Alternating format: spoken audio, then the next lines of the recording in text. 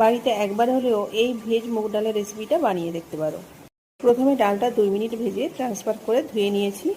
ওই কড়ার মধ্যে 2 চামচ পরিমাণ তেল দিয়ে পনিরটাকে ভেজে তুলে নিয়ে কিছুটা পরিমাণ ফুলকপি 1 মিনিট ভেজে নিয়ে ওই ফুলকপির মধ্যে কিছুটা পরিমাণ গাজর দিয়ে আরও 1 মিনিট ভেজে তুলে নিয়ে কড়ার মধ্যে আরও 2 চামচ তেল অ্যাড করে 2টো তেজপাতা, 2টো শুকনো লঙ্কা, 1 টিস্পুন গোটা জিরে, হাফ টিস্পুন হিং আর 1.5 ইঞ্চি পরিমাণ কুচি করা আদা সামান্য নেড়েচেড়ে নিয়ে ধুয়ে রাখা ডালটা ওর মধ্যে দিয়ে দিলাম।